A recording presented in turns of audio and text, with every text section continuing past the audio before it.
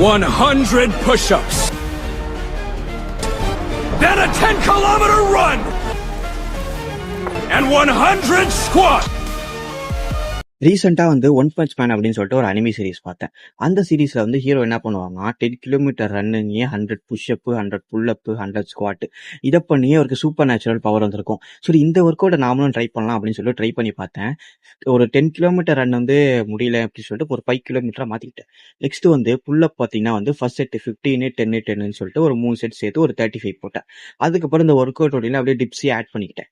இதில் பார்த்தீங்கன்னா வந்து ஃபர்ஸ்ட் செட் 20 15 10ன்னு சொல்லிட்டு டோட்டலாக ஒரு 45 முடிச்சிட்டேன். நெக்ஸ்ட் அப்படியே வந்து புஷ்அப்க்கு போயிட்டேன். ஸோ புஷ்அப் பார்த்தீங்கன்னா வந்து ஃபர்ஸ்ட் வந்து 20 அப்புறம் 15 அப்புறம் 10 இவ்வளோதான் போட முடிஞ்சது அப்படின்னு சொல்லிட்டு அப்படியே 45 முடிச்சிட்டேன்.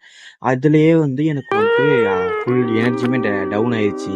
நெக்ஸ்ட் தான் ஞாபகம் வந்துச்சு இன்னும் ஸ்குவாட்ஸ் இருக்குன்னு சொல்லிட்டு அதை வந்து அப்படியே வந்து ஒரு வேரியண்ட்ல வந்து அப்படியே 10 செட்டாக வந்து போட்டு டோட்டலாக வந்து ஒரு 30 ரெப் அப்படியே முடிச்சிட்டேன். இதுலேருந்து என்ன தெரியுது அப்படின்னா உங்களோட ட்ரீம் ஃபிசிக்கை அச்சீவ் பண்ணுறதுக்கு இந்த மாதிரி கிரேசியான ஒர்க் அவுட் ரூட்டீனை ஃபாலோ பண்ணணும்னு அவசியம் இல்லை.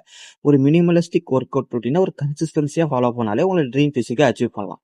இல்லை நான் ஆல்ஃபா மேல் நான் இப்படி தான் பண்ணுவேன்னா என்னைய மாதிரி சைக்கிள் மிதிக்க கூட தெம்பு இல்லாமல் வீடு வரைக்கும் தள்ளிக்கிட்டே போக வேண்டியதான்.